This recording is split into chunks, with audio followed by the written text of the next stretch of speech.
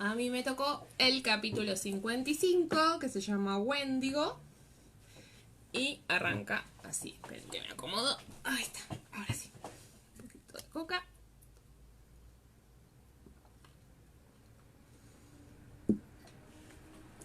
Bueno, capítulo 55, Wendigo. Ahí no les pregunté si se escucha bien, si se ve bien. Porque recién tuve que reiniciar el módem, porque me quedé sin internet, así que tenía pánico que se me corte. ¿Está todo bien? Si me confirman, arranco.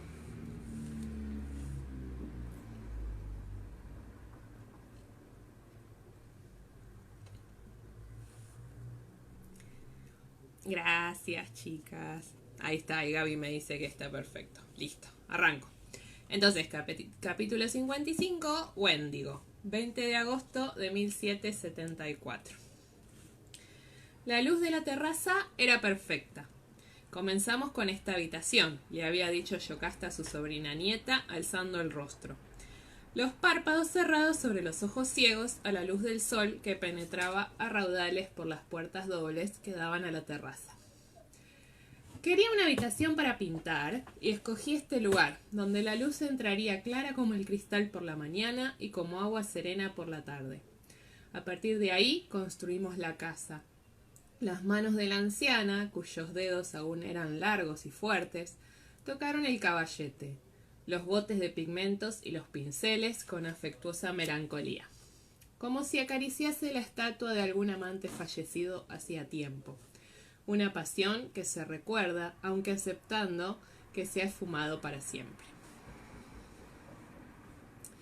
Brian y Brianna, con el cuaderno de bocetos y el lápiz en la mano, había dibujado con tanta rapidez y disimulo como pudo para captar esa fugaz expresión de dolor al que se ha sobrevivido.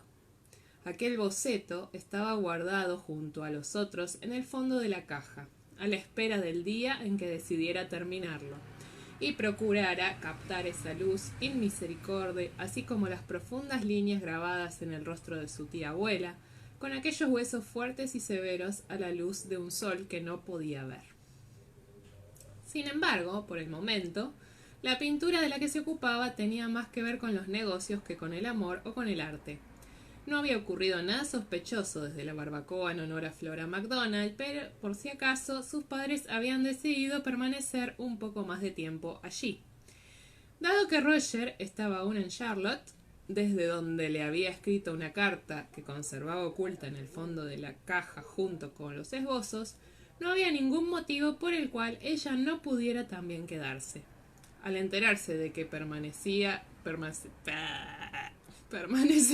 allí durante un tiempo, 2 o 3 conocidos de Yocasta, plantadores adinerados, habían encargado retratos de ellos mismos o de sus familias. Se trataba de una fuente de ingresos muy bien recibida. Nunca entenderé cómo lo haces, dijo Ian, moviendo la cabeza frente al lienzo que se encontraba en el caballete. Es maravilloso. A decir verdad, tampoco ella entendía cómo lo hacía. No parecía que fuera necesario. Ya había respondido algo así ante elogios como ese, dándose cuenta de que por lo general los oyentes entendían su respuesta como falsa modestia o condescendencia. De modo que prefirió sonreír, permitiendo que su rostro mostrara un brillo de placer. Cuando era pequeña, mi padre me sacaba a pasear por el prado, donde solíamos ver a un viejo con un caballete pintando. Yo le pedí a papá que nos detuviésemos para mirarlo, y él y el viejo conversaban.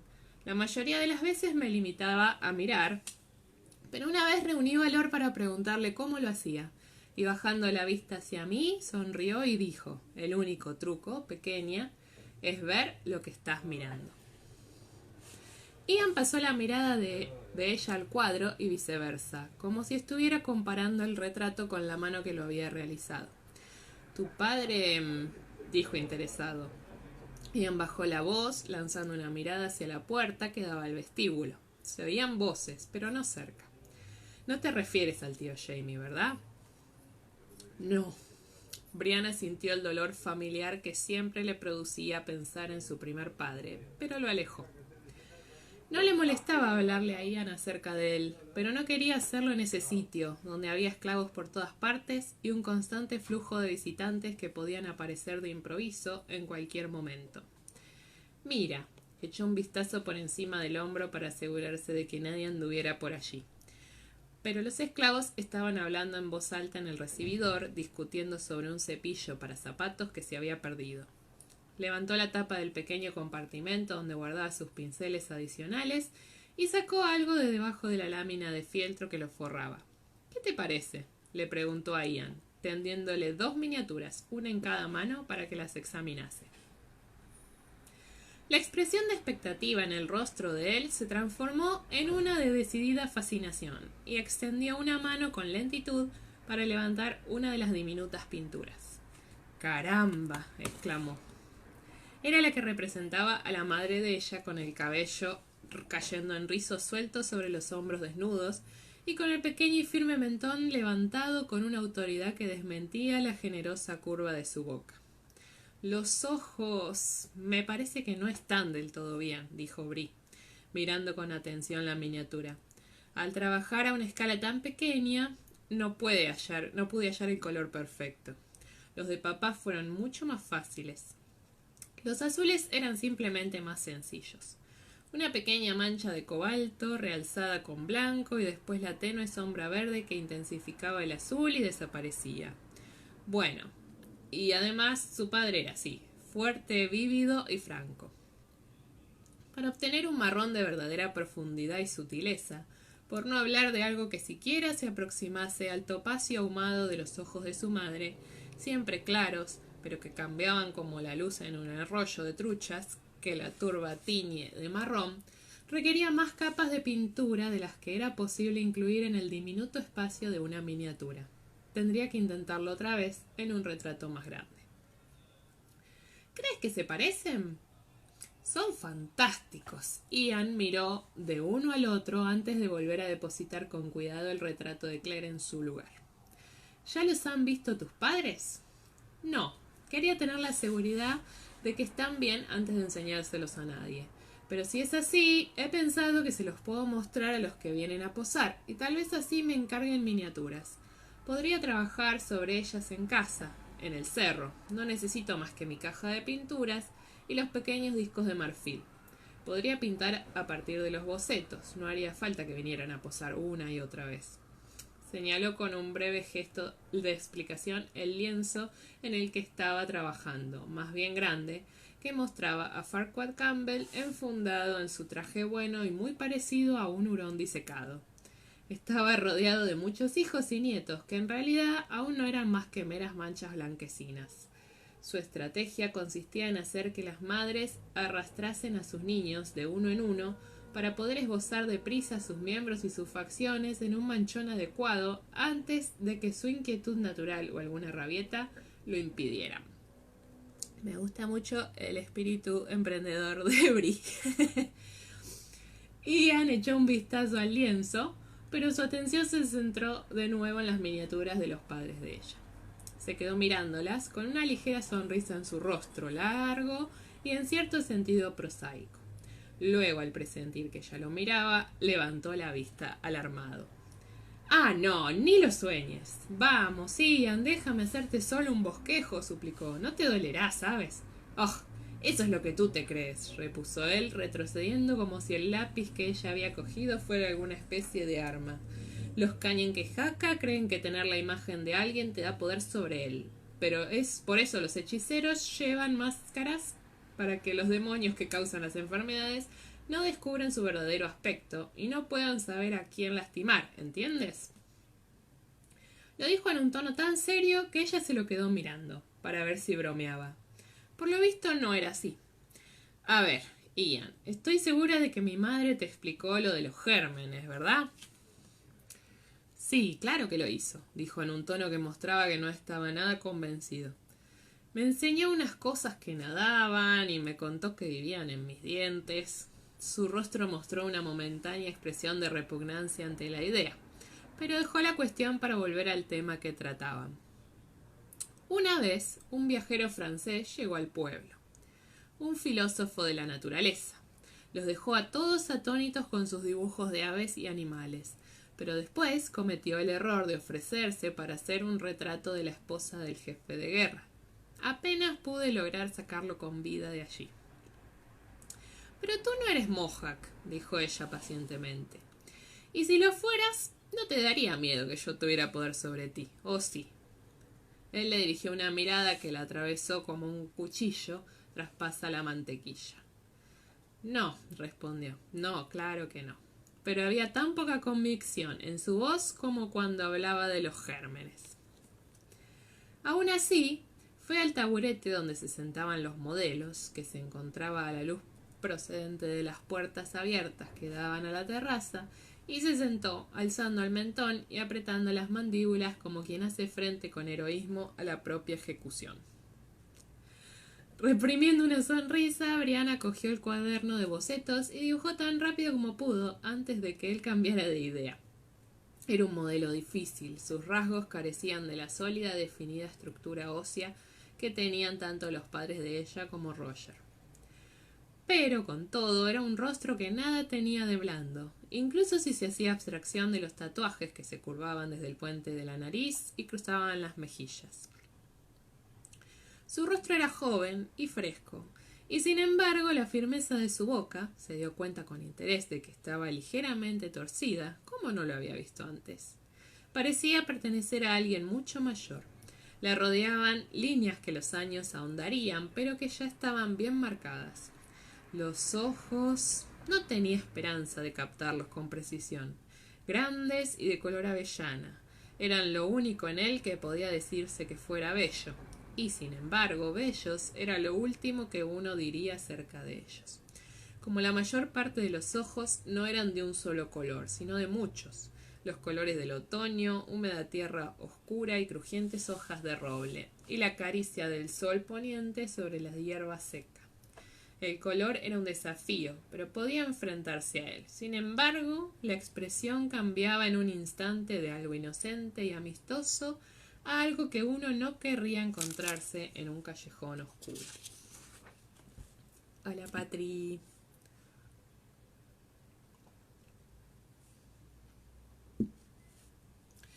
En ese momento, su expresión estaba en algún lugar entre esos dos extremos, pero se desplazó de pronto hacia el último cuando su atención se centró a espaldas de ella, en las puertas abiertas que daban a la terraza. Sobresaltada, Brianna miró por encima del hombro. Allí había alguien, podía vislumbrar el borde de su sombra, pero se mantenía donde no podía verlo. Quienquiera que fuese, comenzó a silbar con un sonido tentativo, agitado. Durante un instante todo fue normal, pero de pronto el mundo osciló. El intruso silbaba Yellow Submarine. La sangre abandonó la cabeza de Brianna y la joven se tambaleó, aferrándose al borde de una mesa para no caer. Apenas percibió que Ian se levantaba del taburete como un gato, cogía uno de los cuchillos de paleta que ella empleaba para mezclar las pinturas y se deslizaba en silencio hacia el vestíbulo. «Hola, Julia». Ahora tenía las manos frías y entumecidas, también los labios. Trató de silbar una frase de respuesta, pero solo logró exhalar un poco de aire. Irguiéndose, se dominó y cantó las últimas palabras de la canción. Apenas consiguió seguir la melodía, pero la letra era inconfundible. Un silencio absoluto cayó sobre la terraza. El silbido se detuvo. «¿Quién eres?», preguntó Brianna. «Entra». La sombra se alargó poco a poco, proyectando sobre las piedras de la terraza una cabeza que la luz que brillaba entre unos rizos hacía parecer la de un león. La cabeza asomó con cautela por la esquina de la puerta. Bree vio con un asombro que se trataba de un indio, aunque su vestimenta, con excepción de un collar de wampum, era casi toda europea y estaba hecha andrajos.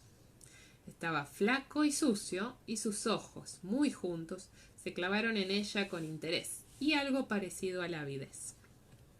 «¿Estás sola?», preguntó en un tono ronco.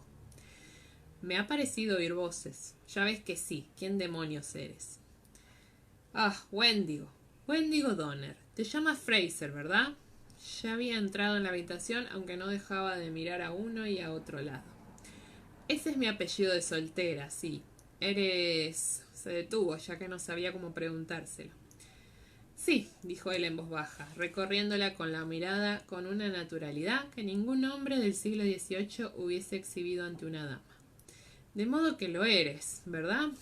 Eres su hija, tienes que serlo. El indio hablaba con cierta intensidad y a la vez se acercaba. Brianna no creía que aquel indio quisiera hacerle daño, solo estaba muy interesado. Pero Ian no se detuvo a esperar. Durante un instante, la luz que penetraba por la puerta se oscureció y al momento siguiente atrapó a Donner por la espalda. Su graznido de alarma quedó sofocado por el brazo que le ceñía la garganta y el cuchillo cuya punta se apoyó bajo la oreja. ¿Quién eres, imbécil? ¿Y qué quieres? Preguntó Ian, apretando el brazo con el que rodeaba la garganta de Donner. El indio emitía pequeños sonidos semejantes a maullidos y los ojos se le salían de las órbitas. ¿Cómo quieres que conteste si lo estás ahogando? Esta llamada a la razón hizo que Ian aflojase la presión, aunque de mala gana. Donner tosió y se frotó con urgencia la garganta, dirigiendo una mirada de resentimiento a Ian. Eso no era necesario, no le estaba haciendo nada. Los ojos de Donner fueron de Ian a Brianna. Lo señaló con la cabeza. ¿También él es...? No, pero lo sabe. Siéntate. Conociste a mi madre cuando la raptaron, ¿verdad? Las pobladas cejas de Ian se levantaron al escuchar esto y empuñó con más fuerza la espátula para mezclar pinturas. Era flexible, pero tenía una buena punta. Sí. Donner se sentó con mucho cuidado en el taburete, vigilando a Ian con recelo. Casi me atrapan. Tu madre me dijo que su hombre tenía muy malas pulgas y que no me convenía estar allí cuando apareciese, pero no la creí. Sin embargo, cuando oí esos tambores, tío, salí corriendo y vaya si hice bien. Tragó saliva y palideció. Regresé por la mañana. Dios mío, lo que vi. Ian murmuró algo entre dientes y en una lengua que a Brianna le pareció mohawk. Sonaba muy poco amistoso, y era evidente que Donner entendió lo suficiente como para apartar un poco el taburete y encorvar los hombros. Tío, yo no le hice nada, ¿vale? Miró a Brianna con expresión de súplica. No le hice nada. Quería ayudarla a escapar. Pregúntaselo y verás que fue así. Pero Fraser y los suyos aparecieron antes que yo. Por Dios, ¿por qué iba a querer lastimarla? Era la primera que me encontraba aquí. La necesitaba. ¿La primera? Preguntó Ian frunciendo el ceño. La primera... Quiere decir la primera viajera, explicó Brianna. El corazón le latía con rapidez. ¿Para qué la necesitabas? Para que me explicara cómo regresar. Volvió a tragar saliva y se llevó la mano al collar de wampum que le rodeaba el cuello. ¿Tú viniste del otro lado o naciste aquí? Me imagino que viniste, añadió sin esperar respuesta. Ahora no son tan altas como tú, son todas bajitas. A mí me gustan las mujeres grandes. Donner sonrió de una manera que pretendía ser halagadora. Vine, respondió Brianna. ¿Qué demonios haces aquí? Trato de acercarme lo suficiente como para hablar con tu madre. Donner miró inquieto por encima de su hombro. Había esclavos en el jardín de la cocina y sus voces eran audibles. Durante un tiempo me escondí con los Cherokee, hasta que se me ocurrió que cuando pasara el peligro iría al cerro de Fraser a hablar con ella. Pero la vieja de allí me dijo que estaban todos aquí. Menuda distancia tuve que recorrer, agregó con un vago aire de resentimiento. Cuando traté de entrar, aquel negro grandote me echó 2 veces. Supongo que no iba vestido de la forma adecuada. Su rostro se torció en una especie de mueca que quería ser una sonrisa. Hace 3 días que merodeo por aquí, procurando verla, encontrarla sola afuera. Pero después te vi hablando con ella ahí en la terraza y oí que la llamabas mamá. Al ver lo robusta que eres, se me ocurrió que debías de ser... Bueno, imaginé que incluso si no reconocías la canción, no perdía nada con probar. ¿Así que quieres regresar al lugar de donde provienes?, preguntó Ian. Era evidente que le parecía una excelente idea. ¡Ah, sí!, exclamó Donner emocionado. ¡Claro que sí! ¿Por dónde entraste? preguntó Brianna. La sorpresa de su aparición se estaba desvaneciendo y estaba siendo reemplazada por la curiosidad. ¿Escocia? No. ¿Tú entraste por ahí? Preguntó con ansiedad. Casi antes de que ella hubiera asentido con la cabeza, siguió. Tu madre dijo que vino, luego regresó y después vino otra vez. ¿Podéis ir y venir como si fuera, ya sabes, una puerta giratoria? Brianna negó con la cabeza, con firmeza, estremeciéndose al recordar. Dios mío, no, es horrible y muy peligroso, incluso si uno tiene una gema. ¿Gema? Donner saltó al escuchar aquello. ¿Hay que tener una gema para hacerlo? No es imprescindible, pero parece que ofrece cierta protección y puede que exista alguna manera de usar gemas para algo así como orientarse, aunque en realidad no sabemos nada sobre este tema. Titubeó porque quería hacerle más preguntas, pero aún más buscar a Claire. Ian, ¿podrías ir a por mamá? Creo que está en la huerta con Fedra. Su primo miró al visitante con los ojos entornados y negó con la cabeza. No te dejaré sola con este tipo. Ve tú, yo lo vigilaré. Habría discutido con él de no haber sido porque su larga experiencia con varones escoceses le había enseñado a reconocer la obstinación inquebrantable de la que podían hacer gala. Además, los ojos de Donner se fijaban en ella de una forma que hacía que se sintiera un poco incómoda. Se dio cuenta de que le miraba la mano, el anillo con su rubí tallado en cabujón. Estaba bastante segura de poder rechazarlo si hacía falta, pero aún así... Vuelvo enseguida, dijo, mientras metía con prisa un pincel olvidado en el tarro de trementina. No te vayas. Hola, Patri, gracias.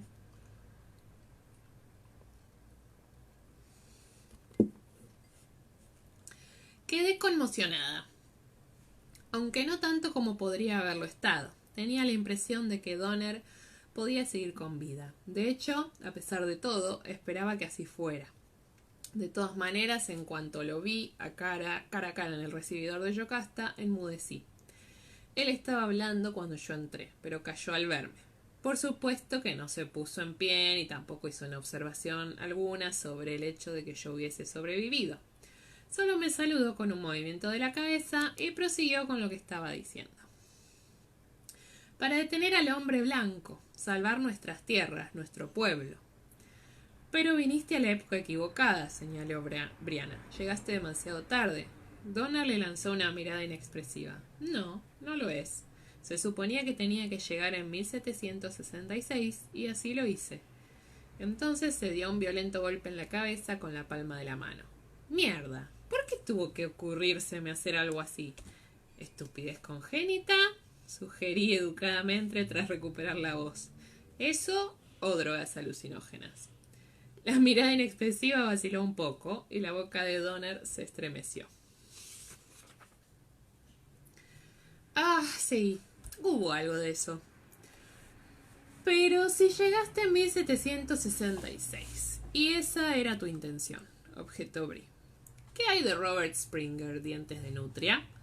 Según la historia acerca de él, que le contaron a mamá, su idea era advertir a las tribus nativas de la llegada de los blancos, para que evitaran que colonizaran la región.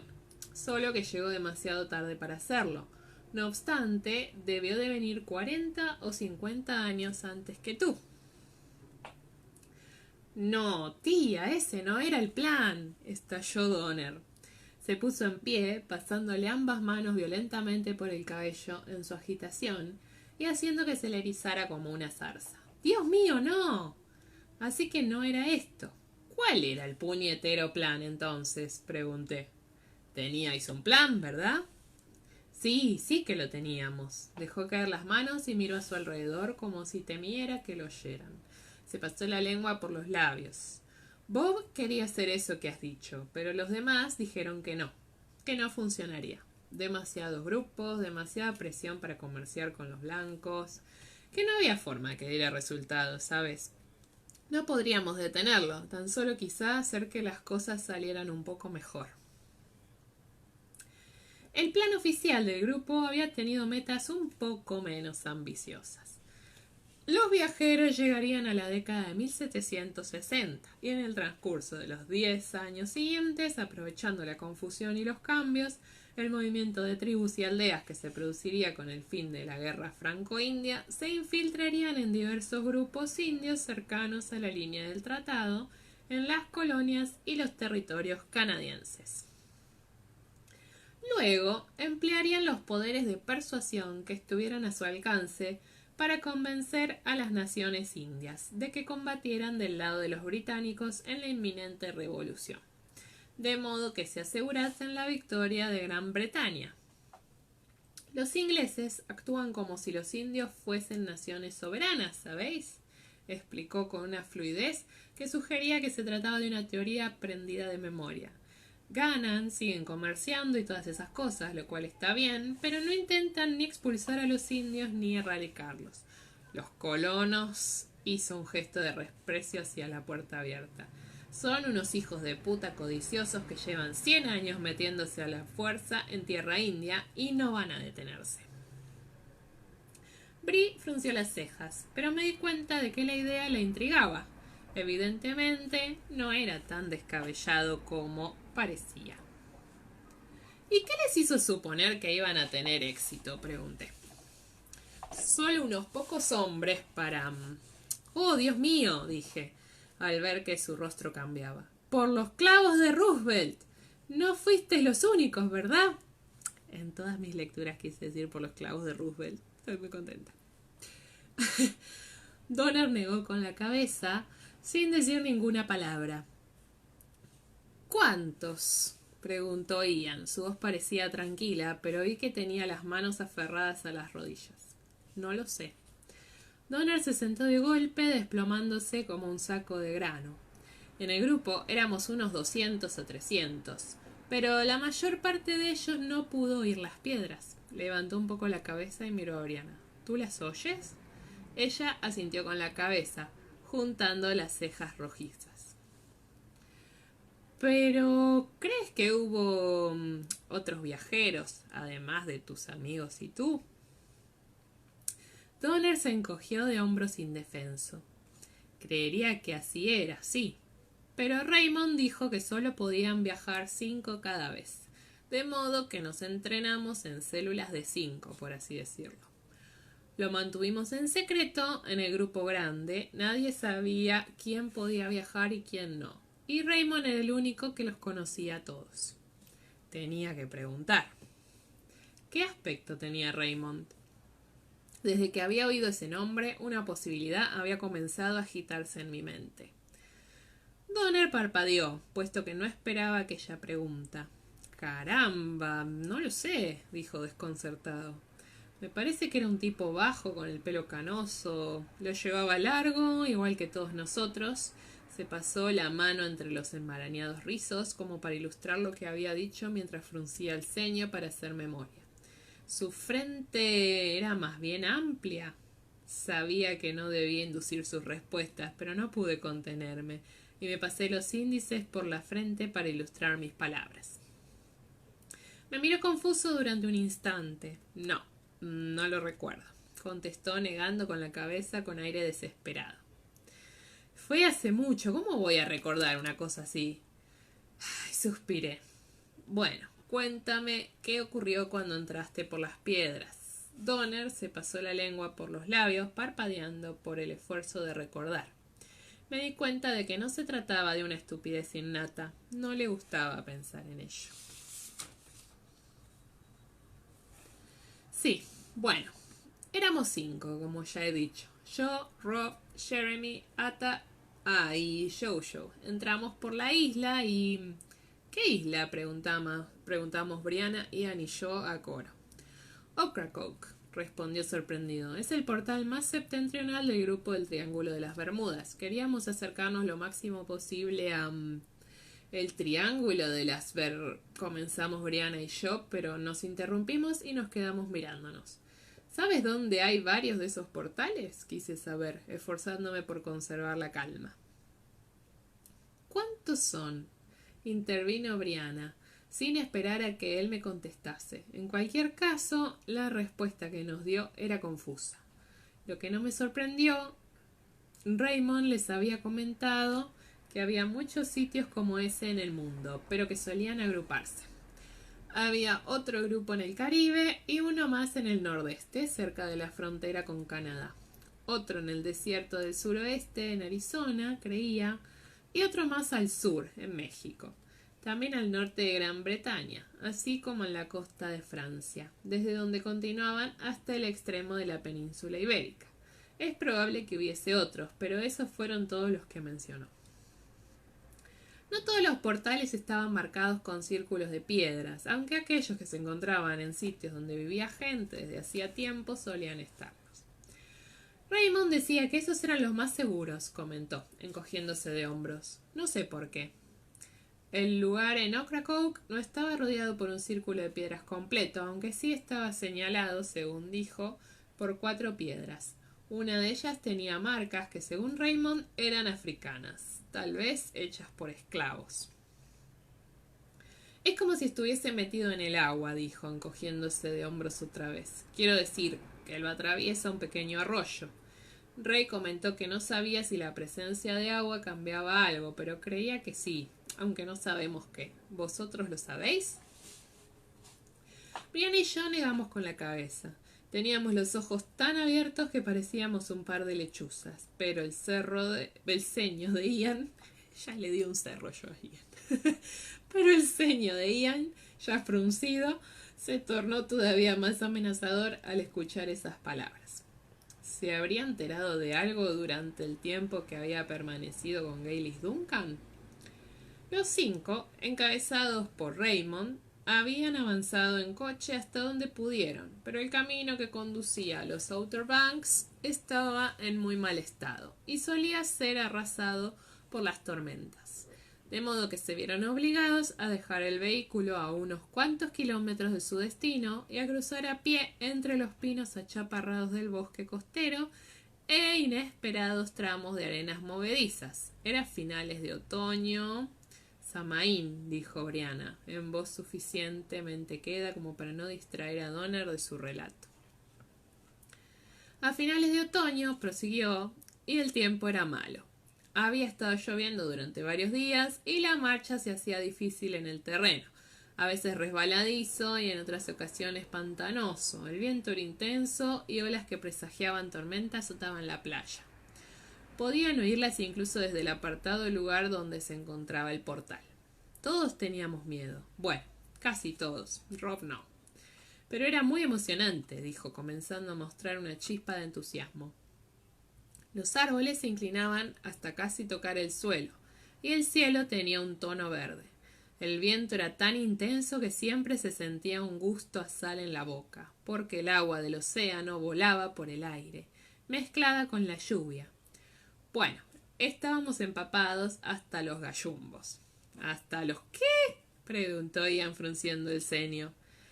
Calzoncillos, ya sabes, calzones, ropa interior, aclaró Brianna agitando la mano en un gesto de impaciencia. Sigue. Una vez llegaron al lugar, Raymond verificó que todos llevaban unos pocos útiles que serían imprescindibles. Yesqueros, tabaco y una pequeña cantidad de monedas de la época. Tras lo cual dio a cada uno una gargantilla de wampum y una pequeña escarcela de piel, que, según dijo, era un amuleto de hierbas ceremoniales. Ah, ya sabes de lo que hablo, dijo al ver la expresión de mi rostro. ¿Qué utilizaste tú? Nada, respondí, ya que no quería que se desviara de su historia. Continúa, ¿cómo planeabais aparecer en la época que queríais? Ah, bueno, suspiró hundiéndose en su taburete. No lo hicimos. Rey dijo que serían 200 años más o menos. No era como si pudiésemos navegar con un timón. Tenía la esperanza de que vosotros sabríais cómo hacerlo. Me refiero a llegar a una época específica. Porque, hombre, me gustaría regresar allí en algún momento anterior a que nos metiéramos con Rey y los demás. Siguiendo las instrucciones de Rey, habían caminado entre las piedras a lo largo de un recorrido señalado y recitando unas palabras. Donner no tenía ni idea de qué significaban las palabras ni a qué idioma pertenecían. Sin embargo, al terminar el recorrido, habían avanzado en fila india hacia la piedra con las marcas africanas intentando pasar cuidadosamente por la izquierda.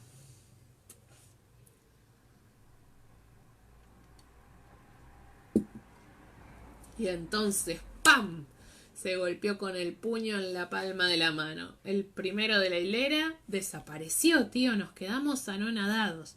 Quiero decir, se suponía que debía ser así, pero desapareció, repitió moviendo la cabeza. Solo desapareció. Atónitos ante la evidencia de que funcionaba, repitieron el recorrido y la recitación, y cada vez que lo hacían, el primero de la fila desaparecía. Donner fue el cuarto. Dios mío, dijo, quedándose pálido al recordar.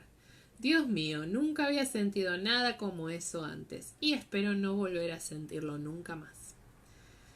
El amuleto, esa escarcela que tenías, dijo Brianna, ignorando su palidez. Su propio rostro estaba encendido, resplandeciente por el interés. ¿Qué ocurrió con ella?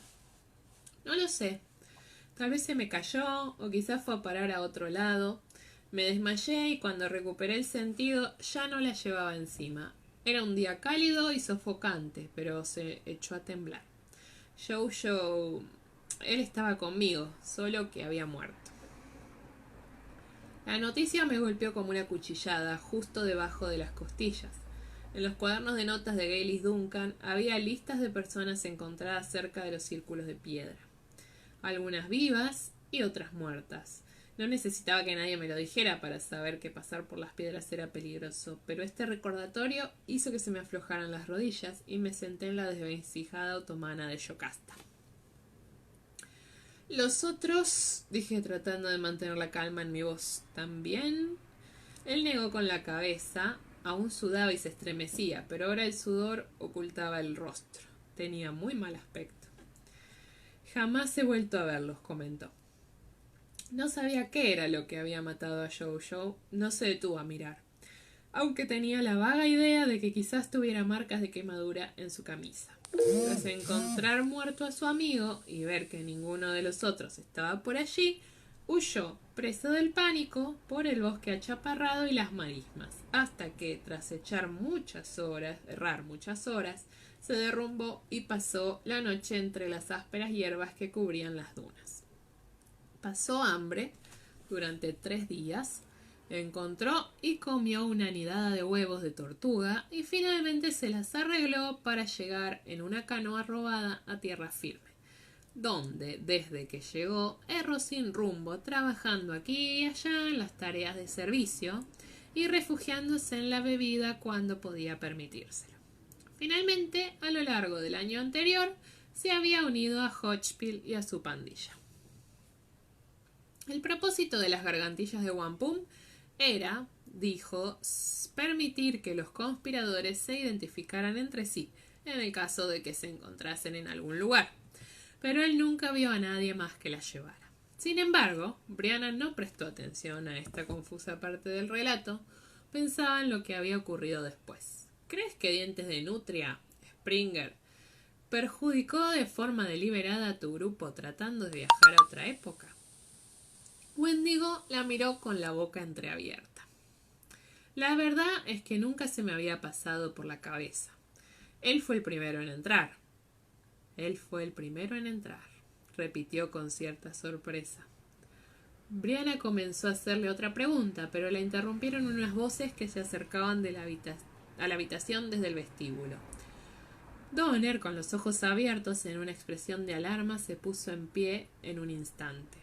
«Mierda», exclamó. «Es él. Tenéis que ayudarme». Antes de que pudiera averiguar qué le hacía suponer que lo haríamos o quién era él, la austera figura de Ulises apareció en la puerta.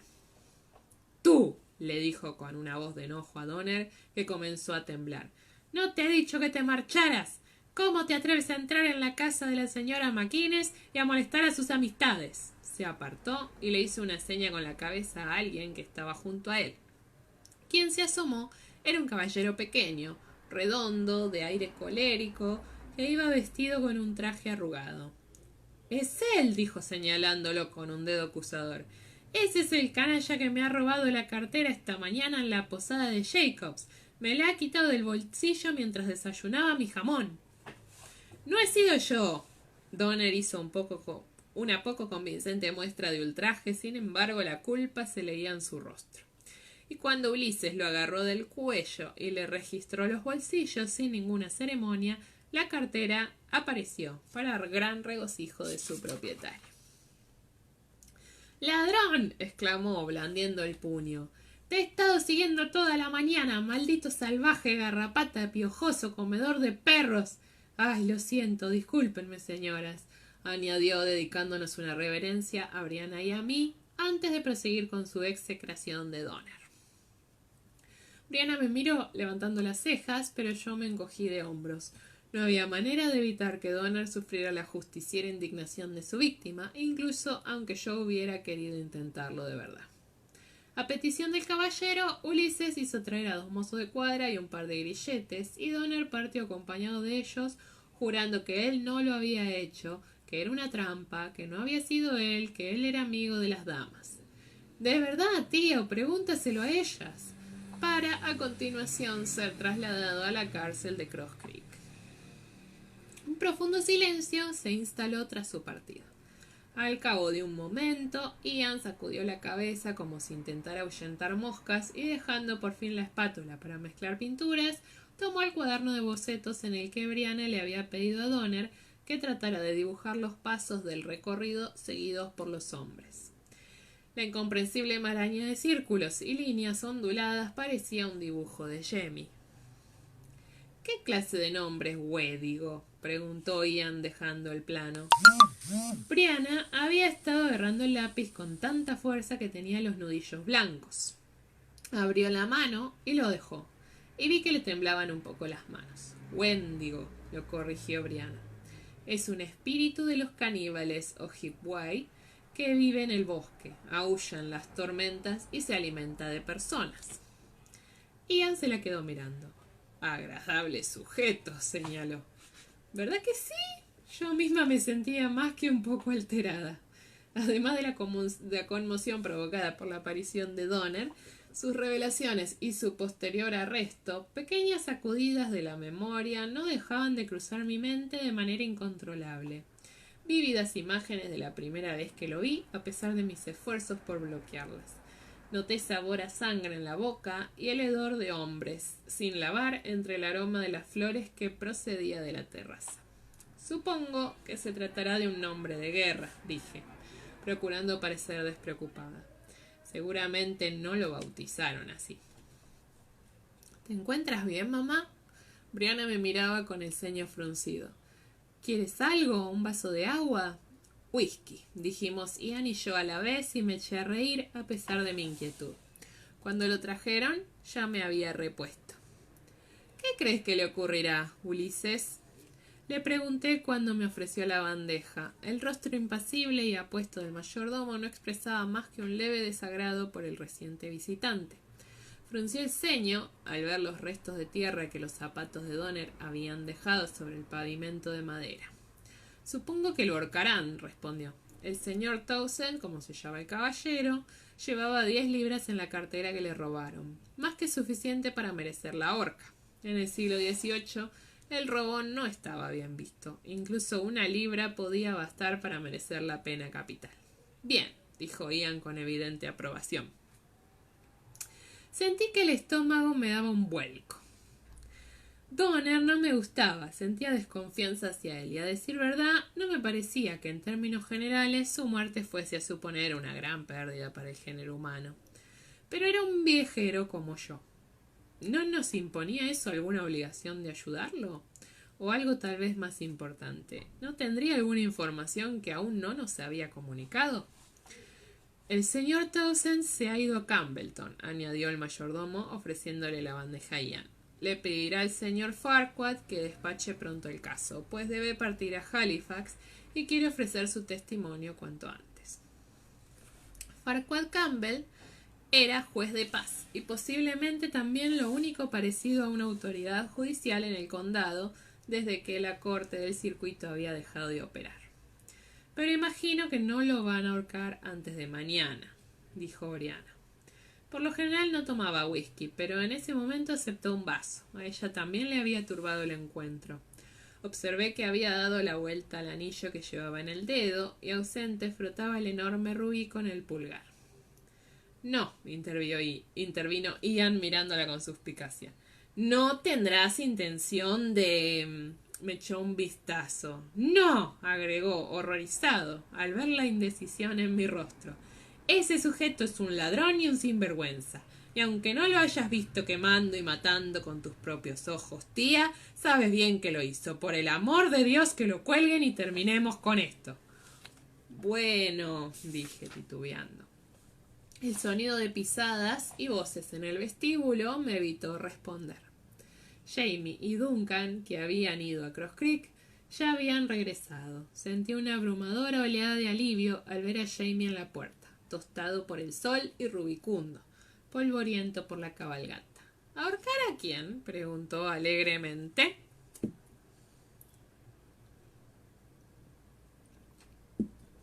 Pensé que me iba a tocar otro capítulo sin Jamie, pero no, me salvé por una hojita. La opinión de Jamie era la misma que la de Ian, que colgaran a Donner, ya que era mejor así. Sin embargo, logramos convencerlo a regañadientes de que Brianna o yo debíamos hablar con Donner al menos una vez más, para asegurarnos de que no hubiera ninguna otra cosa que nos pudiera decir. Hablaré con el carcelero, comentó, sin entusiasmo. Pero cuidado, añadió, señalándome con un dedo acusador. Ninguna de vosotras debe tan siquiera acercarse a él, a menos que Ian o yo estemos con vosotras. ¿Qué crees que hará? Brianna se enfadó molesta por su tono. Mide casi la mitad que yo, por el amor de Dios. Y una serpiente de cascabel es todavía más pequeña, repuso su padre. Me gustaría creer que no te meterías en una habitación con una solo porque tú pesas más.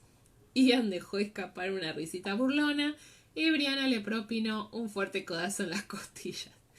En cualquier caso, concluyó Jamie sin prestarles atención, traigo noticias y una carta de Roger Mack. Agregó, la sacó de su camisa, sonriendo le abrí. A no ser que esté demasiado ocupada y no puedas leerla. Ella encendió una vela y la agarró. Ian hizo ademán de quitársela y ella le alejó la mano de una palmada, riendo, y salió a la carrera para leerla en privado. ¿Qué clase de noticias?, pregunté. Ulises había dejado la bandeja y la botella. Serví un poco en mi vaso vacío y se lo alcancé a Jamie. Alguien ha visto a Manfred McGillivray, repuso. Slante. Vació el vaso con aire de satisfacción. ¿Ah, sí? ¿Dónde? Ian no parecía nada contento con la noticia. En cuanto a mí, estaba entusiasmada. En un burdel, ¿dónde si no? Por desgracia, su informador no había sido capaz de precisar la ubicación exacta de dicho burdel, posiblemente porque en el momento del hecho se encontraba demasiado borracho como para saber dónde estaba, según había comentado Jamie.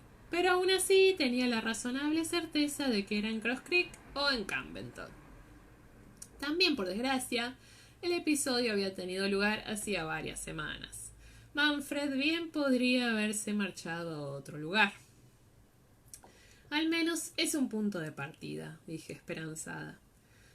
La penicilina era efectiva aún para casos avanzados de sífilis y a mí todavía me quedaban algunos preparados de la medicina en la cocina. Cuando vayas a la cárcel te acompañaré. Después de hablar con Donner podemos ir a buscar el burdel. El aire de satisfacción de Jamie disminuyó de manera considerable. ¿Qué? ¿Por qué? No creo que Manfred siga allí, tía, intervino Ian claramente divertido. Para empezar, dudo que tenga dinero para ello. Ja, ja, me burlé. Tal vez haya dicho dónde se aloja, ¿no? Además, quiero saber si mostraba algún síntoma. En mi época podían pasar 10, 20 o hasta 30 años entre la aparición del chancro inicial y el desarrollo de nuevos síntomas de sífilis. Pero en estos tiempos la sífilis era una enfermedad mucho más fulminante. Sus víctimas podían morir al cabo de un año de ser infectadas, y Manfred se había marchado hacía más de 3 meses. Dios sabía cuándo se había contraído la infección inicial. Jamie parecía poco entusiasmado con la idea de ir a buscar burdeles. A Ian se lo veía mucho más interesado. Jamie parecía poco entusiasmado. Ya lo leí. Te ayudaré a buscarlo, se ofreció. Fergus puede venir también. Sabe mucho acerca de las putas. Es probable que hablen con él. ¿Fergus? ¿Fergus está aquí? Así es, dijo Jamie. Esa era la otra noticia. En este momento le está presentando sus respetos a mi tía. Pero, ¿por qué está aquí? Bueno, habrás oído lo que comentaban en la barbacoa, ¿no? Lo del impresor Sims y sus problemas. ¿Recuerdas? Al parecer las cosas están mucho peor y él está pensando en venderlo todo antes de que alguien prenda fuego a su local y a su propia persona. Se me ocurrió que tal vez esta fuera una actividad más apropiada que la agricultura para Fergus y Marjorie. De modo que mandé que lo buscaran para que hable con Sims. Es una idea brillante, exclamé. Solo que... ¿con qué dinero lo compraría Fergus? Jamie tosió e intentó evadir el tema.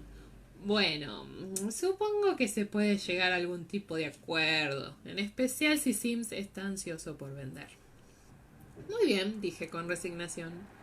Creo que prefiero no enterarme de los detalles escabrosos, pero Ian... Me volví hacia él y lo fulminé con la mirada. Nada más lejos de mi intención que ofrecerte consejos sobre moralidad. Pero tú no, y repito, tú no vas a interrogar a ninguna prostituta de forma profunda y personal. ¿Está claro? ¡Tía! Exclamó, fingiendo que estaba escandalizado. ¿Qué ideas se te ocurren? Aunque una amplia sonrisa se dibujó en su rostro tatuado. Bueno, hasta acá llega el capítulo de hoy. Voy a apagar la luz. Está. Y antes de despedirme, les voy a mostrar un videito que hice. Voy a poner la tarpita con todos mis trabajos outlanderos hasta el momento para que chusmeen. Así que vamos a abrir acá la compu con el sticker que me regaló Blanqui. Gracias. Ahí está. Que vamos a dar vuelta a la cámara si descubro cómo. Ahí está. A ver ahí. Gracias a todas las que se conectaron, que me están acá charlando. Después voy a leer todos los mensajitos y a contestar. Y así, este es mi fondo de pantalla, perdón, ya que estamos. Bueno, ahí va el videito. Sing me a song of a lass that is gone. Say, could that lass be I? Mary of soul, she sailed on a day over the sea to sky. Billow and breeze, islands and seas, mountains of rain and sun. All that was good, all that was fair, all that was meek is gone. Sing me a song of a lass that is gone. Say, could that lass be I? Mary of soul, she sailed on a day. Bueno, así que ahí me doy vuelta otra vez para despedirme. Eso fue todo. Muchas gracias a todos por conectarse, por escucharme. Y nos vemos pronto. Las quiero un montón.